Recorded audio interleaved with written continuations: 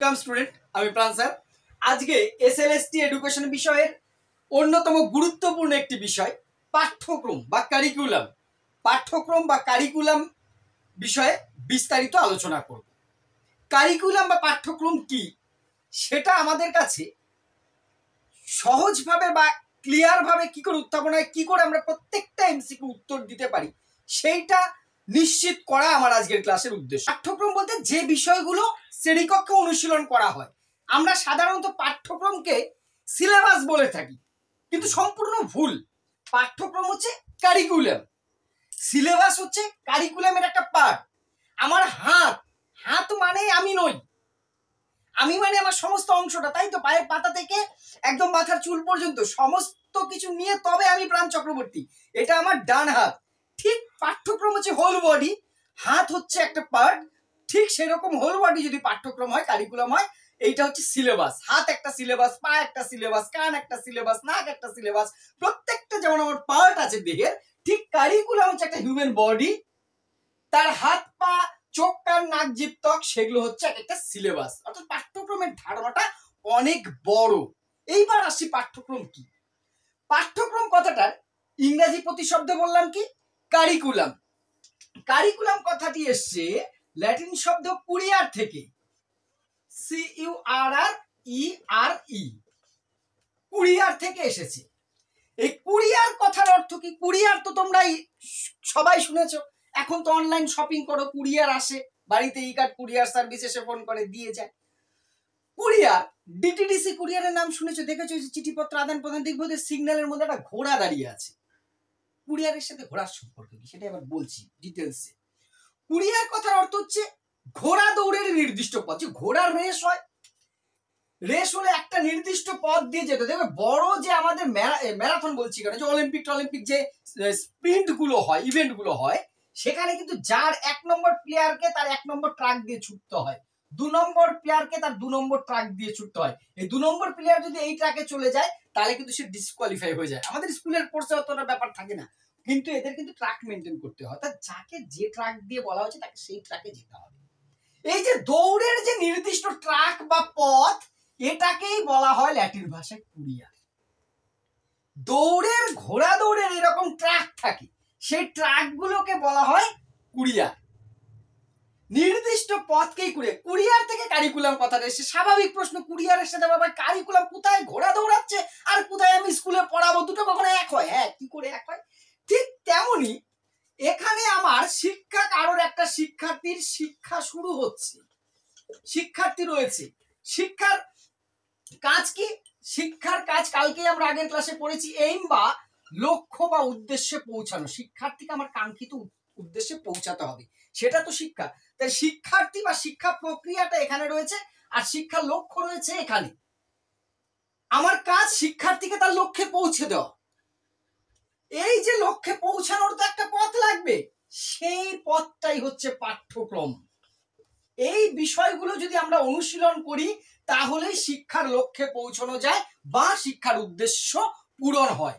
তাহলে এবার বুঝতে পারছি কুরিয়ার দৌড়ের পথের সাথে আমার পাঠ্যক্রমের কি সম্পর্ক। দৌড়ের পথ যেমন একটা নির্দিষ্ট পথ দিয়েই ঘোড়া দৌড়ায়, ঠিক তেমনি আমার লক্ষ্যে পৌঁছতে গেলে আমাকে নির্দিষ্ট পথ দিয়েই যেতে হবে। অন্য পথ দিয়ে গেলে, আমি যদি ওদিকে আমার লক্ষ্য আর এদিকে জিনিস ঠিক করি, আমার টার্গেট এসএলএসটি এডুকেশন কোয়ালিফাই করা, আমি ইতিহাস বই অথবা লাইফ সায়েন্স ঘুরিয়ে পড়ে যাচ্ছি, তাহলে আমার লক্ষ্য এদিকে আর আমার পথ এদিকে, সাকসেস কোনো জীবনেও আসার সম্ভাবনা নেই। আমি জয়েন্ট এন্ট্রান্স বা নিট দেবো, আর আমি রবীন্দ্রনাথের সাহিত্য যত ভালো লাগুক, যত গুণীজনী হন না কেন উনি, সেইটা পরে আমি নিট কোয়ালিফাই করবো, এটা আশা করা যায় না। তাহলে আমার যে লক্ষ্য আছে সেই পথে যেতে হবে, সেই পথটাই হচ্ছে পাঠ্যক্রম।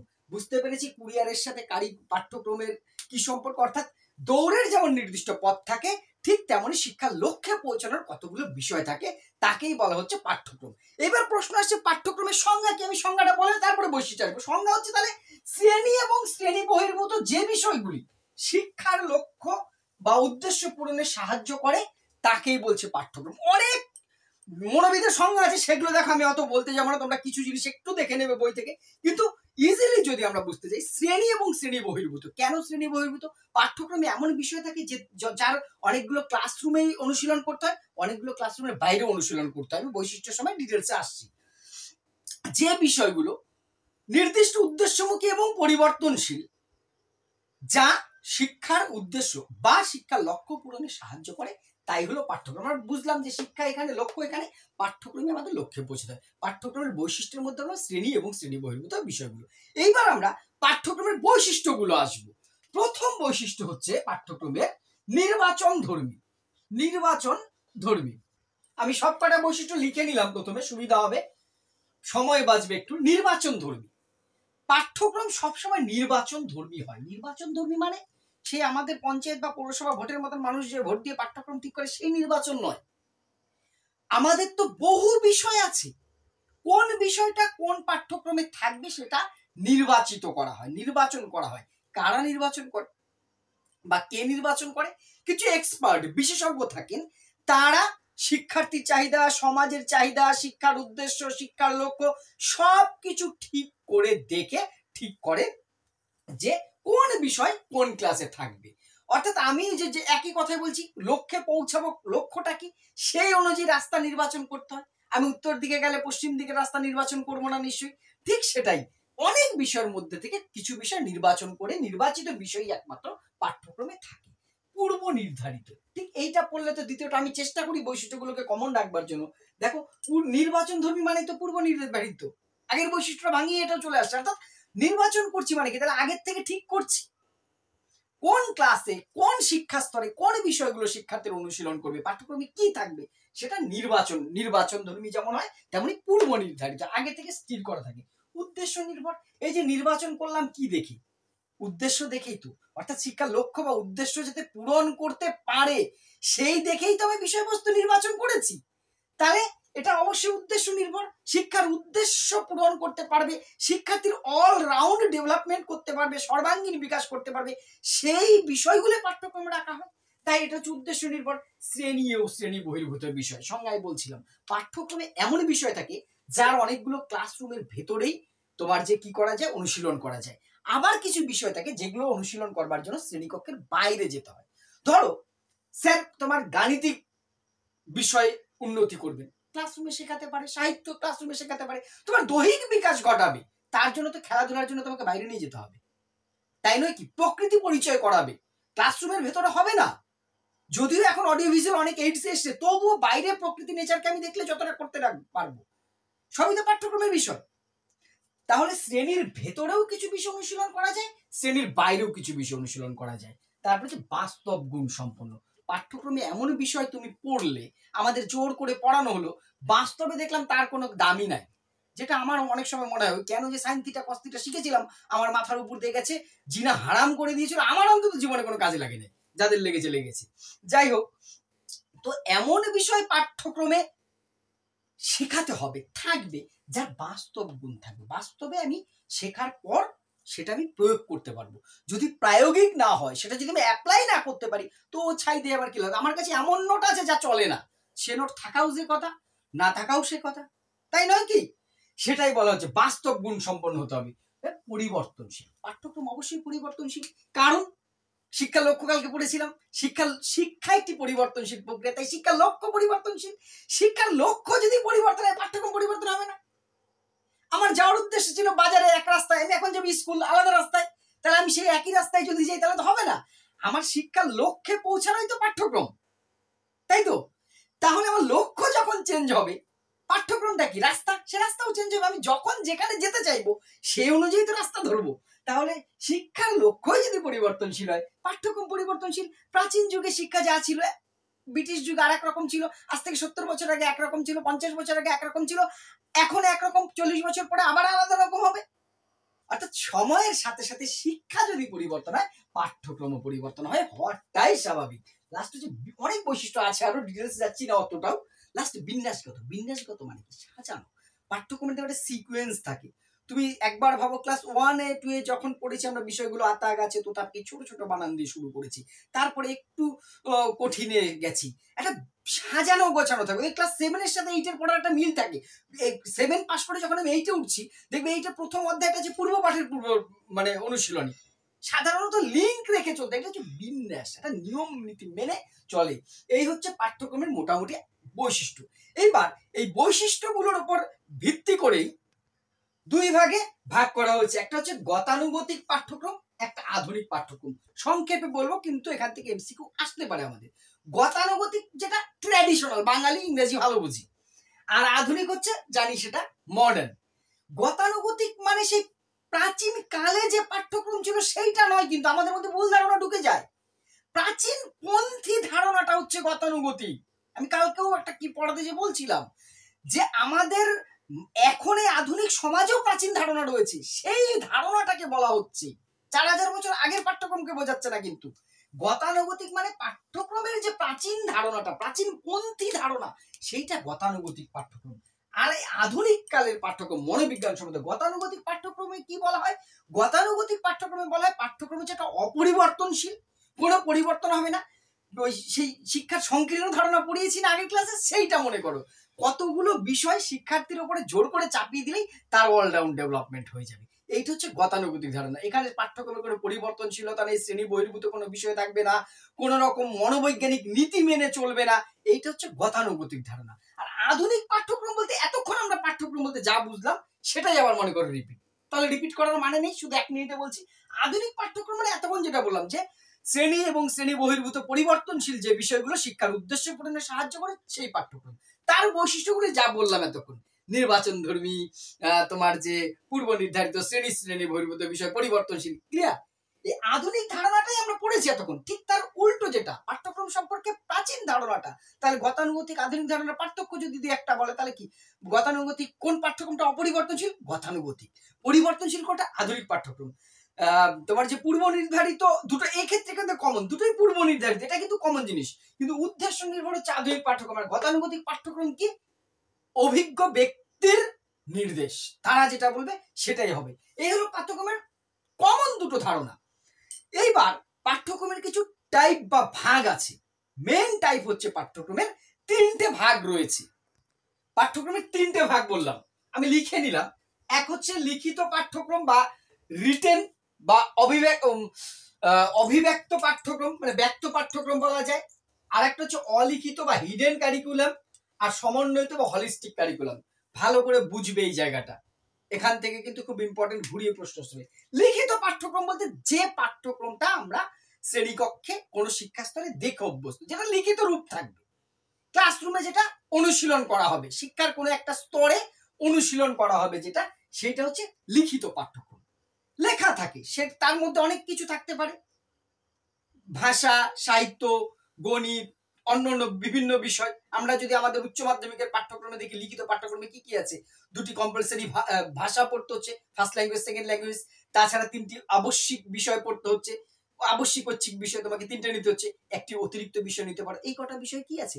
লিখিত আকারে রয়েছে, বই আছে, খাতা আছে। সরাসরি যেটা অনুশীলন সেটা হচ্ছে লিখিত পাঠ্যক্রম। অলিখিত পাঠ্যক্রম অনেক বিষয় শিক্ষার মধ্যে দিয়ে শিক্ষার্থীকে শেখানো হয়, কিন্তু তার লিখিত রূপ থাকে না, লুক্কানো থাকে। এই জন্য সেটাকে বলে অলিখিত, হিডেন। এটা কিন্তু খুব ইম্পর্টেন্ট। লুক্কায়িত বাংলায় বলতে পারে, লুক্কায়িত। না বুঝলে ইংলিশ টার্মটা দেখবে, হিডেন, হাইড করা থাকে, লুকানো থাকে, সরাসরি লেখা থাকে না। স্কুলে কোনো বইয়ে কিন্তু সরাসরি লেখা নেই। শিক্ষককে বা বড়কে সম্মান করতে হবে, শ্রদ্ধা করতে হবে, স্যার উঠে দাঁড়াতে হবে, বিভিন্ন বিষয়। অথচ পাঠ্যক্রমে আমাদের ইনডিরেক্ট এগুলো শেখানো হয়। অর্থাৎ পাঠ্যক্রমে বিভিন্ন গল্পের বই বা বিভিন্ন গল্পগুলো আমরা যখন পড়ছি, তার মধ্যে দিয়ে ছোট ছোট মেসেজ আমাদের ঢুকিয়ে দেওয়া হয়, সরাসরি নয়, ঘুরিয়ে। সেটা সরাসরি লেখা নেই, কিন্তু কাজ হচ্ছে অদৃশ্য থেকে, তারা কিন্তু কাজ করে যাচ্ছে। অদৃশ্য আছে বলেই হিডেন। কিন্তু শিক্ষার অন্যতম উদ্দেশ্য তো শিক্ষার্থীর নৈতিক, চারিত্রিক মূল্যবোধের বিকাশ ঘটানো। এই মূল্যবোধ বলে কোনো বই পড়েছো নাকি? আজ অব্দি তোমরা তো এমএ পাস করে গেছো, কোনো ক্লাসে ছিল? নৈতিক বিকাশ বলে একটি 100 নম্বরের পরীক্ষা, চারিত্রিক বিকাশ বলে একটি 100 নম্বর পরীক্ষা নেই। তার মানে কি তোমার স্কুল, কলেজ, ইউনিভার্সিটি এগুলো শেখানোর চেষ্টা করেনি? 100 বার করেছে, ইনডাইরেক্ট করেছে। তোমার যে ইন্দ্রজিতের মতন মেঘের আড়াল থেকে করেছে। সেই যে বিষয়গুলো প্রকাশ্যে না থেকেও অন্তর্নিহিত ভাবে থেকে শিক্ষার্থীর সার্বিক বিকাশে সাহায্য করে সেই পাঠ্যক্রমকে বলা হয় অলিখিত বা লুক্কায়িত পাঠ্যক্রম, হিডেন কারিকুলাম। ক্লিয়ার? লাস্ট হচ্ছে সমন্বিত পাঠ্যক্রম, সমন্বিত হলিস্টিক। এখন হলিস্টিক রিপোর্ট কার্ড বলে একটা হয়েছে, বলেছেন সবকিছু থাকবে, যেখানে লিখিত এবং লুক্কায়িত সমস্ত বিষয়গুলো, লিখিত লুক্কায়িত সমস্ত বিষয়গুলো থেকে শিক্ষার্থীর চাহিদা, সমাজের চাহিদা অনুযায়ী কি করে শিক্ষার্থীর সঠিক বিকাশ এবং সমাজের চাহিদা পূরণ করা যায় তা নিশ্চিত করবে, সেই পাঠ্যক্রমকেই বলা হয় সমন্বয়িত রূপ। এটা হচ্ছে পাঠ্যক্রমের আধুনিকতম রূপ, হচ্ছে সমন্বয়িত রূপ। তাহলে পাঠ্যক্রমের মেন কটা ভাগ বললাম? লিখিত বা রিটেন পাঠ্যক্রম, অলিখিত বা হিডেন পাঠ্যক্রম, সমন্বিত বা হলিস্টিক পাঠ্যক্রম। সাধারণত পাঠ্যক্রম বলতে আমরা এই লিখিত পাঠ্যক্রমকেই বুঝি। এই লিখিত পাঠ্যক্রম বা পাঠ্যক্রমের এবার কতগুলো প্রকারভেদ আছে, আমি সেইগুলো এবার আলোচনায় আসছি।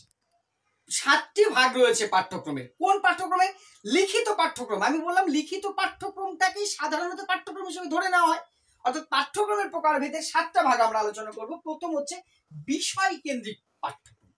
এই বিষয় কেন্দ্রিক পাঠ্যক্রমটা কি? বিষয় কেন্দ্রিক পাঠ্যক্রমে শিক্ষার্থীর মানসিক উন্নতি, মানসিক শৃঙ্খলাকে গুরুত্ব দেওয়া হয়। মনে করা হয় যে কতগুলো বিষয়, সে ভাষা, সাহিত্য, দর্শন, ন্যায়, গণিত যাই হোক না কেন, কিছু বিষয় যদি শিক্ষার্থীকে অনুশীলন করানো যায়, এই বিষয়গুলো শিখলেই তার জ্ঞান বৃদ্ধি হবে, তার মানসিক শৃঙ্খলা গড়ে উঠবে। অর্থাৎ বিষয়কেন্দ্রিক পাঠ্যক্রমটা অনেকটা কিন্তু প্রাচীন ধারণার উপর গড়ে উঠেছে। তাহলে কোন পাঠ্যক্রমটাই বিষয়কেন্দ্রিক পাঠ্যক্রম? এখানে কতগুলো নির্দিষ্ট বিষয় অনুশীলন করলে মনে করা হয় শিক্ষার্থীর উন্নতি হবে।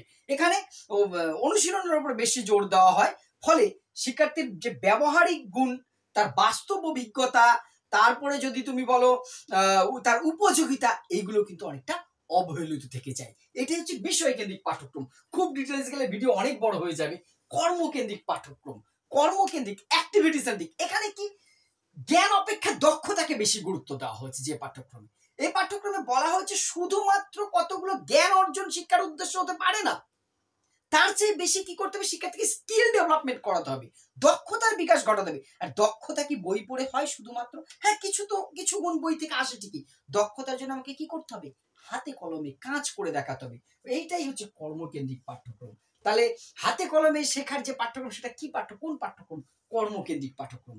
বিভিন্ন কর্ম অভিজ্ঞতার মধ্যে, যেটা কোঠারি কমিশন বলেছে, কোঠারি কমিশন আমি পরে তো আসবো, তোমরা পড়েছো নিশ্চয়ই। কর্ম অভিজ্ঞতা সমস্ত সিলেবাসে আছে মাধ্যমিক স্তর থেকে। কর্ম অভিজ্ঞতা কি? কর্ম অভিজ্ঞতা হলো হাতে কলমে কাজ। এই হাতে কলমে কাজ কিন্তু যুগে যুগে গান্ধীজি বলো বা অন্য অনেক বড় বড় শিক্ষাবিদরা কিন্তু সেটাকেই প্রমোট করেছে, ইমপ্রুভ করার চেষ্টা করেছেন, সেই কর্মকেন্দ্রিক পাঠ্যক্রম। নেক্সট হচ্ছে অভিজ্ঞতা কেন্দ্রিক। খুব জটিল পাঠ্যক্রম হচ্ছে এটা। অভিজ্ঞতা কেন্দ্রিক পাঠ্যক্রম কি? শিক্ষার্থীর পূর্ব অভিজ্ঞতা যা আছে তাকে কাজে লাগিয়ে নতুন অভিজ্ঞতা অর্জন করে বাস্তবকে উন্নত করবে, ভবিষ্যতের পথ সুদৃঢ় করবে। সেইটাই হচ্ছে অভিজ্ঞতা কেন্দ্রিক পাঠ্যক্রম। অর্থাৎ বাস্তব অভিজ্ঞতার নিরিখে পাঠ্যক্রম তৈরি হবে। এবার এই পাঠ্যক্রমটা তাহলে তৈরি করার পাঠ্যক্রম যেহেতু পূর্ব নির্ধারিত, তাহলে আমি অভিজ্ঞতা সঞ্চয় করছি, ভবিষ্যতে কি অভিজ্ঞতা নিতে পারি, তারপরে পাঠ্যক্রম তৈরি করা, এটা এক্সপার্ট না হলে সম্ভব নয়। এই জন্য বলা হয় যত পাঠ্যক্রম আছে তার মধ্যে সবচেয়ে জটিল পাঠ্যক্রম হচ্ছে অভিজ্ঞতা কেন্দ্রিক পাঠ্যক্রম। কারণ এখানে প্রতিটা অভিজ্ঞতা অনুযায়ী পাঠ্যক্রমের পরিবর্তন সাধন দরকার। সবচেয়ে জটিল পাঠ্যক্রম কেন্দ্রীয় পাঠ্যক্রম, একে বলা হয় কোর কারিকুলাম। কেন্দ্রীয় কারিকুলাম বা যেখানে জ্ঞান এবং অভিজ্ঞতার সমন্বয় রয়েছে। শিক্ষার্থীর জ্ঞান এবং অভিজ্ঞতা এ দুটোকে, কোর মানে কি? কতগুলো কমন জিনিস। খুব ছোট, মানে না কোর কমিটির মিটিং, গুরুত্বপূর্ণ কয়েকজন শুধু থাকবে, ঠিক সেই কোর। পাঠ্যক্রম তো বিরাট বিস্তৃত, তার মধ্যে সবচেয়ে ইম্পর্টেন্ট কোন জিনিস কটা ডাইরেক্ট শিক্ষার্থীর জ্ঞান বাড়াতে পারে, ডাইরেক্ট শিক্ষার্থীর অভিজ্ঞতা বাড়াতে পারে, সেই কটা জিনিসকে নিয়ে যে একটা কোর কমিটি মনে করো সংক্ষিপ্ত আকারে, ইম্পর্টেন্ট পার্সেন্ট গুলো, সেইটা হচ্ছে কেন্দ্রীয় পাঠ্যক্রম। নেক্সট হচ্ছে সমন্বয়ী পাঠ্যক্রম, অনেকটা সে হোলিস্টিক বা ইন্টিগ্রেটেড কারিকুলাম। সমন্বয়ী পাঠ্যক্রমে কি করা হয়? সমন্বয়ী পাঠ্যক্রমে কতগুলো জ্ঞান, অভিজ্ঞতা সবকিছুকে সংযুক্ত করা হয়। এই সমন্বয়ী পাঠ্যক্রমের প্রবক্তা হচ্ছে ফ্রেডরিক হারবার্ট। এইটা কিন্তু এমসিকিউতে আসতে পারে। ফ্রেডরিক হারবার্ট হচ্ছে সমন্বয়ী পাঠ্যক্রমের প্রবর্তক। জীবন কেন্দ্রিক মানে শিক্ষা তো জীবনব্যাপী, আর জীবন মানে জি বাংলা নাকি, সেটা নয়। শিক্ষা একটা জীবন কেন্দ্রিক প্রক্রিয়া, লাইফ লং প্রসেস, জন্ম থেকে মৃত্যু পর্যন্ত শিখবো। এই সারা জীবনের সমস্ত অভিজ্ঞতা প্রয়োজন অনুযায়ী পাঠ্যক্রমে অন্তর্ভুক্ত করাই হচ্ছে জীবন কেন্দ্রিক পাঠ্যক্রম। লাস্ট হচ্ছে শিল্প কেন্দ্রিক, এটাকে তুমি আমাদের ইন্ডিয়ান নাম দিয়ে দিতে পারো বুনিয়াদী শিক্ষা, যেটা গান্ধীজি করেছে বুনিয়াদী শিক্ষার পাঠ্যক্রম, সে জীবন কেন্দ্রিক বা বুনিয়াদী পাঠ্যক্রম। কি হবে গান্ধীজি সেই বুনিয়াদী শিক্ষা, পরে তো গ্রেট এডুকেটর যদি পড়ানোর সুযোগ পাই, সময় পাই, পড়াবো, সেখানে তিনি কি বলেছিলেন, শিল্প কেন্দ্রিক, একটা শিল্প হবে শিক্ষার কেন্দ্রে, তাকে কেন্দ্র করে বিষয় পড়বে। অর্থাৎ যদি সুতো কাটা বা বয়ন শিল্প কেন্দ্রিক হয়, সেটাকে বেশি গুরুত্ব দিয়েছেন, তাহলে সেই সুতো কোথায় চাষ হয় সেই শিখতে যে সে ভূগোল পড়বে, সুতো কোথার থেকে তৈরি হয়েছে তাই পড়তে যে সে ইতিহাস শিখবে, সেইটা পড়তে যে সে কমার্স বাণিজ্য শিখবে। এই যে এই রকম একটা বিষয়কে কেন্দ্র করে সমস্ত শিক্ষা প্রক্রিয়াটা ঘুরবে, সেটাই হচ্ছে বুনিয়াদী শিক্ষা, বুনিয়াদী পাঠ্যক্রম। এই গেল পাঠ্যক্রমের মেন শ্রেণী বিভাগ। এইবার পাঠ্যক্রমের যে সাংগঠনিক উপাদান আসছে সেটাই আসছে। সাংগঠনিক উপাদান আমি লিখে নিলাম। সাংগঠনিক উপাদান বলতে পাঠ্যক্রম যখন রচনা করা হচ্ছে, কি কি বিষয়ের উপরে নজর দিয়ে পাঠ্যক্রম রচনা করা হয়, তাকেই বলা হয় সংগঠনগত উপাদান। তিনটে বিষয়ের উপরে নজর দিতে হয়। একটা হচ্ছে শিক্ষার উদ্দেশ্য বা লক্ষ্য, শিক্ষার্থীর চাহিদা, প্রাপ্ত সুযোগ সুবিধা। এই তিনটে বিষয়ের উপর জোর দিয়ে বা নজর রেখে একটা আদর্শ পাঠ্যক্রম তৈরি করতে হয়। যে কোনোটার থেকে এখানে কিন্তু আমাকে প্রশ্ন দিতে পারে। বুঝে নিলে, আমি আগেই বলেছি 1,00,000খানা এমসিকিউ মুখস্থ করে যে অন্তত শিক্ষকতার চাকরি করার ইচ্ছা আমাদের না করা ভালো, সহজ নয় বিষয়টা, কিন্তু বিষয়টা যে আমরা বুঝে নিই আমাদের ক্লিয়ার হবে, তোমরাও সেটা বোঝো। শিক্ষার উদ্দেশ্য বা লক্ষ্য, এটা আগে দেখতে হবে পাঠ্যক্রম রচনার সময়, কারণ সেই প্রথমে আমি বলে নিয়েছি, আবারও সেই একই জায়গায় আসছি, যেইখানে স্টুডেন্ট এইখানে শিক্ষার লক্ষ্য, এই লক্ষ্যে পৌঁছানোর পথটাই পাঠ্যক্রম, তুমি বললাম তো। তাহলে আমার লক্ষ্যটা যাতে পূরণ করে তেমন বিষয় তো পাঠ্যক্রমে রাখতে হবে। এমন বিষয় আমরা পাঠ্যক্রমে রাখবো না যে আমার লক্ষ্য এখানে আর আমি ছেলেদের নিয়ে আসছি এখানে, তাহলে কোনো লাভ হবে না, পরিশ্রম ব্যর্থ, সময় নষ্ট। তাহলে পাঠ্যক্রম রচনার সময় প্রথমে আমাকে দেখতে হবে শিক্ষার লক্ষ্য বা উদ্দেশ্য পূরণ করতে পারবে তো। যে পাঠ্যক্রমটা আমি 11 12 ছেলেদের অর্থাৎ উচ্চ মাধ্যমিক স্তরে পড়াবো, এই বয়সের ছেলেদের শিক্ষার উদ্দেশ্যটা পূরণ করতে পারছে, সেক্ষেত্রে তিনটে বিষয়ের উপরে নজর দিতে হয়। কি কি বিষয়ের উপরে নজর দিতে হয়? এ নম্বর বা 1 নম্বর হচ্ছে ব্যক্তির বিকাশ। ব্যক্তির বিকাশ মানে এখানে ব্যক্তি হচ্ছে শিক্ষার্থী, অর্থাৎ শিক্ষার্থীর সঠিক ডেভেলপ করতে পারছে কিনা সেটা দেখতে হবে। বি নম্বর হচ্ছে সামাজিক বিকাশ, আমি পরে একটুখানি করে সংক্ষেপে বলছি। ব্যক্তির বিকাশ, সামাজিক বিকাশ, আর থার্ড যেটা আসছে জীবিকা অর্জনে সাহায্য। ব্যক্তির বিকাশ, সামাজিক বিকাশ আর জীবিকা অর্জন, আমি সাহায্য কথাগুলো লিখলাম না, এই তিনটে জিনিসের উপর জোর দিতে বলেছে। তাহলে শিক্ষার লক্ষ্য পূরণের সময় পাঠ্যক্রম রচনার আগে দেখতে হবে যে সেটা ব্যক্তির বিকাশ ঘটাতে পারবে তো, অর্থাৎ যে শিক্ষার্থীদের জন্য, ছাত্রছাত্রীদের জন্য এই পাঠ্যক্রমটা তৈরি হচ্ছে, এইটা অনুশীলন করে তাদের বিকাশ ঘটবে তো। বিকাশ বলতে আমরা জানি অলরাউন্ড ডেভেলপমেন্ট, দৈহিক, মানসিক, নৈতিক, সামাজিক, আধ্যাত্মিক, প্রাক্ষবিক, এই যে সমস্ত দিকের বিকাশ সেটা ঘটবে তো, এটা দেখতে হবে। আরেকটা দেখতে হবে সামাজিক বিকাশটা ঘটবে তো, সমাজেরও তো শিক্ষা তো একটা সোশ্যাল প্রোগ্রাম, একটা প্রসেস, সামাজিক প্রক্রিয়া, তাহলে সমাজেরও ডেভেলপ করতে হবে। আমরা ব্যক্তিতান্ত্রিক সমাজতান্ত্রিক বিকাশ পড়েছি, আগের দিন লক্ষ্য পড়েছি, তো সমাজের উন্নতি আগে সেটা দেখতে হবে। আর দেখতে হবে জীবিকা অর্জনে সাহায্য করছে কিনা, কারণ শিক্ষার অন্যতম গুরুত্বপূর্ণ উদ্দেশ্য বা লক্ষ্য কি, বৃত্তিমূলক লক্ষ্য, আগের ক্লাসে বলেছি। অর্থাৎ শিক্ষা শেষে আমি যদি উপার্জন না করতে পারি, শিক্ষা কিন্তু দাম পাবে না, মূল্য পাবে না। সব ভিটামিনের অভাব হলে মানুষ ঠিক থাকে, বর্তমান সময়ে ভিটামিন এম ফর মানি, এটা না থাকলে কিন্তু কোনো লাভ নেই।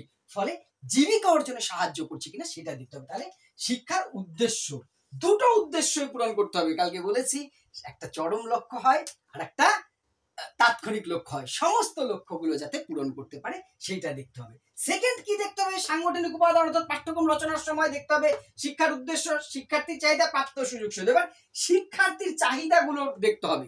কি কি দেখতে হবে পাঠ্যক্রম রচনার সময়? দেখতে হবে শিক্ষার্থীর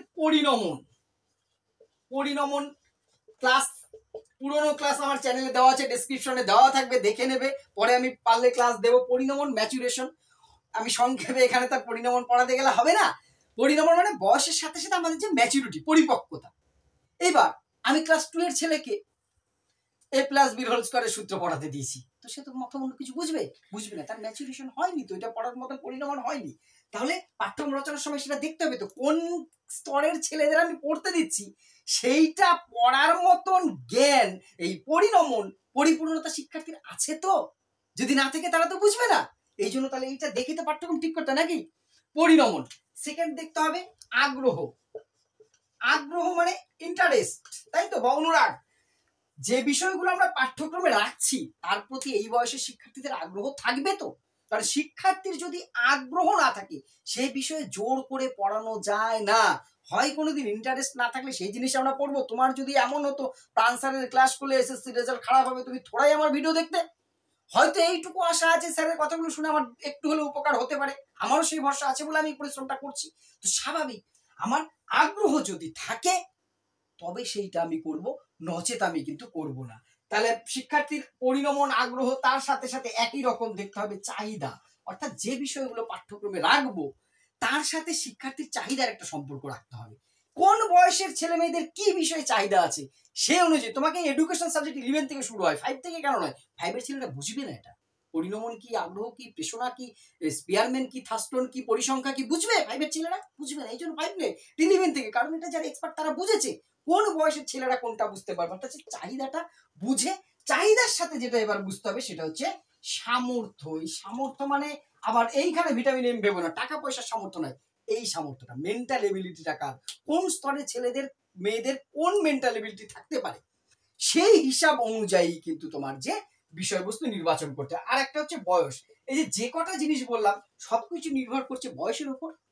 তাহলে বয়স অনুযায়ী পাঠ্যক্রম নির্বাচন করতে হবে। তাহলে পাঠ্যক্রম রচনার সময় এগুলো খেয়াল রাখতে হবে কি হবে না শিক্ষার্থীর। লাস্ট হচ্ছে প্রাপ্ত সুযোগ সুবিধা, খুব ইন্টারেস্টিং।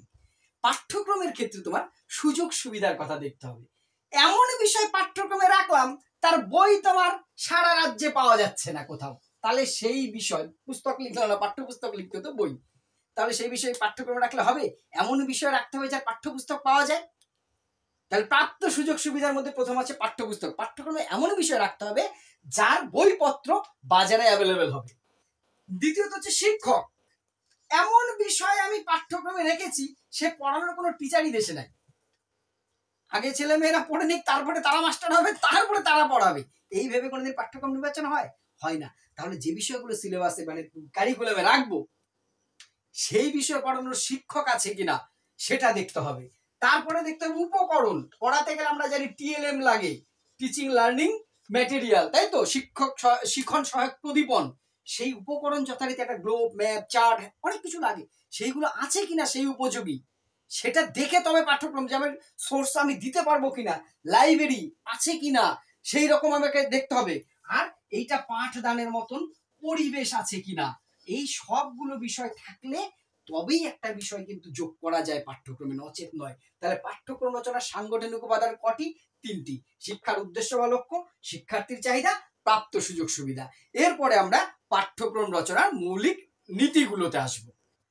3 প্রকার হচ্ছে এই পাঠ্যক্রম। এবার তো তৈরি করা হলো, তৈরির পরে এটা তো প্রণয়ন করতে হবে। পাঠ্যক্রম প্রণয়নের ক্ষেত্রে 3টে বিষয়ের উপরে গুরুত্ব দিতে হয়, সেটা করে একটা পাঠ্যক্রম ফাইনালাইজ করা যায়। প্রণয়ন নীতি প্রথম হচ্ছে বিষয় নির্বাচনের ক্ষেত্রে কতগুলো দিকে লক্ষ্য রাখতে হয়, বিন্যাস করার ক্ষেত্রে, সেটাকে সাজানোর ক্ষেত্রে নির্ভর করতে হয়, আর প্রয়োগ করার ক্ষেত্রেও কতগুলো বিষয়ের উপরে নির্ভর করতে হয়। অর্থাৎ পাঠ্যক্রমের প্রণয়নের নীতি কটা? 3টে। বিষয় নির্বাচনের নীতি, বিন্যাসগত নীতি, প্রয়োগের নীতি। বিষয় নির্বাচনের নীতি, বিন্যাসগত নীতি, প্রয়োগ। অর্থাৎ আগে বিষয় নির্বাচন করব, তার একটা প্রিন্সিপাল আছে, তারপরে সেটাকে সাজাবো, কোনটাকে আগে কোনটাকে পরে কিভাবে সাজাবো তার একটা নীতি আছে, আর সেটা আমি অ্যাপ্লাই করবো কিভাবে তার একটা নীতি আছে। 3টে নীতি। এবার বিষয় নির্বাচনের ক্ষেত্রে 8টা 9টা দিকের উপরে নজর দিয়ে তবে একটা বিষয় নির্বাচন করতে হয় পাঠ্যক্রমে। কি কি?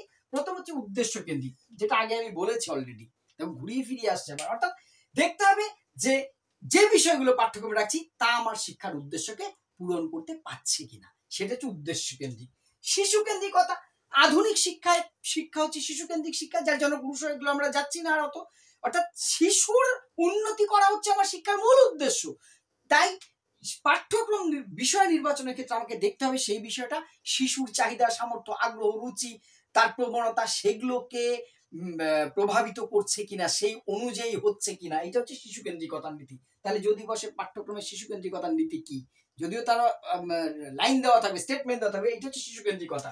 আমরা শুধু শিশু কেন্দ্রিক শিক্ষা পড়ে গেলে হবে না, কিন্তু অভিজ্ঞতার নীতি, অর্থাৎ যে বিষয়গুলো পাঠ্যক্রমে থাকতে হবে, দেখতে হবে তা শিশুর পূর্ব অভিজ্ঞতার সাথে সম্পর্কযুক্ত কিনা। অর্থাৎ আমি প্রাইমারি শিক্ষা শেষ করলাম, 8 পাস করলাম, 9-এ যে এমন বিষয় পড়াবো না যার সাথে আমার 8 পর্যন্ত পড়ার কোনো সম্পর্কই নেই। মাধ্যমিক শিক্ষা 9 থেকে 8 পর্যন্ত প্রাইমারি শিক্ষা, প্রাথমিক শিক্ষা তোমরা জানো শিক্ষার স্তরে। তাহলে এমন বিষয় রাখতে হবে যা আমার আগের অভিজ্ঞতার সাথে সম্পর্কযুক্ত। এইটাকে বলা হচ্ছে অভিজ্ঞতার নীতি। কোনোটা যদি অসুবিধা হয় আমাকে কমেন্ট করবো, আমি পরে চেষ্টা করবো সঠিক বুঝিয়ে দিতে, কারণ এখন না হলে অনেক দেরি হয়ে অনেক বড় হয়ে যাবে। বহুমুখীনতা বা বহুমুখিতা, মাল্টিপারপাস থাকতে হবে। তো মাল্টিপারপাস স্কুল আমরা সপ্তপ্রবাহে মুদালের কমিশনে পড়বো, কিন্তু এখানে বহুমুখিতা হবে।